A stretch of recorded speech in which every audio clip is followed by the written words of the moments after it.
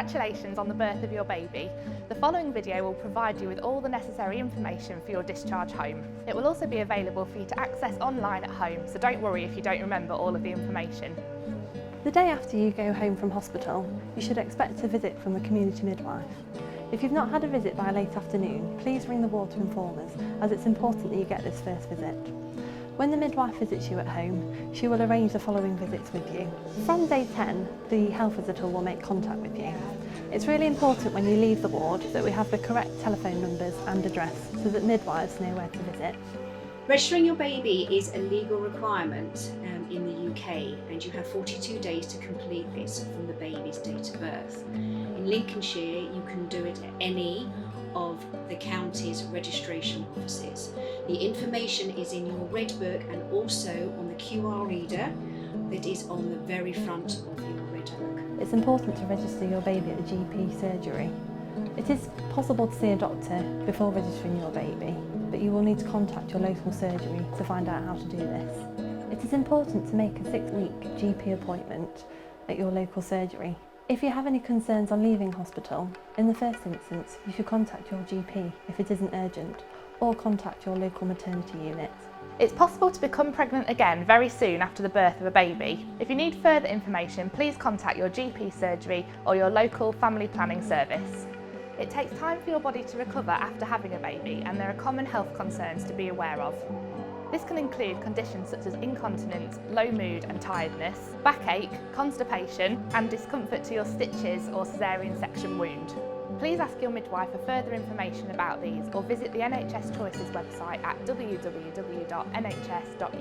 It's important to seek urgent medical advice if you experience vomiting associated with a severe headache, blurred vision, pain, swelling or redness in the back of your leg, difficulty breathing or chest pain, sudden heavy blood loss, or signs of infection such as a high temperature, shivering, pain or unpleasant vaginal discharge. In pregnancy, the baby sits on the pelvic floor muscles. That will weaken them. Then in labour they can get stretched, torn, and stitches and cuts can weaken the pelvic floor muscles further. So it's important after having a baby that you do pelvic floor exercises. To exercise your pelvic floor muscles, you start off by tightening around to your back passage as if you're stopping yourself from passing wind, and then let go. Once you can do that, repeat that by tightening around your back passage and stopping yourself from passing wind, but this time pull upwards and forwards as if you're stopping yourself from passing urine, and then let go. That's a pelvic floor contraction. First time after you've had a baby, it may not feel very strong or not feel like the muscles responding. Keep persevering, the muscles will return, but as I've said, with delivery they have been stretched, so it may take a little bit of time. Many women feel down, tearful and anxious during the first few weeks after giving birth. This is very, very normal, and we sometimes refer to it as baby blues. The baby blues should not last any longer than 2 weeks. If you feel like your symptoms start or last any longer than this, then this could mean that you're developing postnatal depression. Postnatal depression can develop any time during the first year after you've had your baby. If you have any concerns with this, you should talk to your GP, community midwife or health visitor. Please do not suffer in silence alone. If you are concerned about your baby in any way, it is important to contact medical advice as soon as possible. If your baby develops jaundice in the first 24 hours after birth or has not passed during within this time, please seek urgent medical advice. Some babies may also develop nappy rash, thrush, constipation and colic. Please see your GP, community midwife or health visitor, or contact 111 for further advice if you're worried about your baby. Your baby will show signs that they're ready to feed, called feeding cues.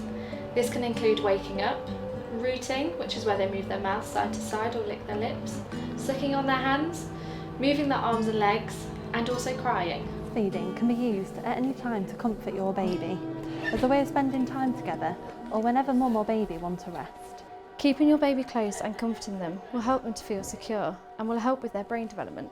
To help your baby feel secure, keep your baby close to you and feed your baby when they show cues. Talk to and hold your baby and have lots of skin-to-skin contact. You should always place your baby on their back to sleep and not on their front or side.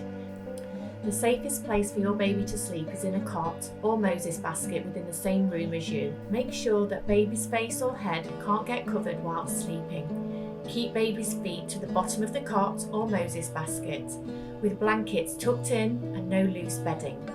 Pillows, duvets, thick heavy bedding, cot bumpers and soft toys should be kept out of the cot.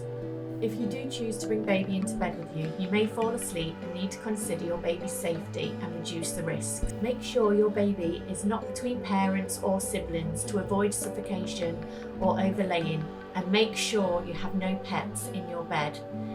There are certain circumstances when you should never sleep with your baby.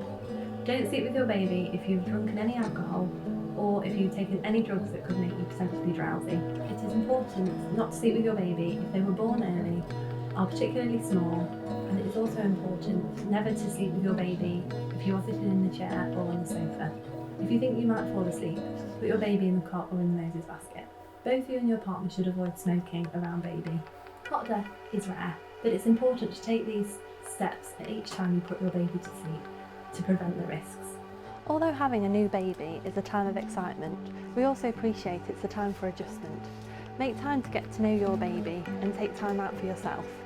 Don't hesitate to contact the ward or the community midwives with any concerns or queries that you might have. There's lots of support available once you are discharged from hospital. This includes your community midwife, your health visitor, contacting the wards out of hours, the National Breastfeeding Helpline. There are also lots of local children's centres which run parent groups and breastfeeding groups. You can also access information leaflets and this video, again, online.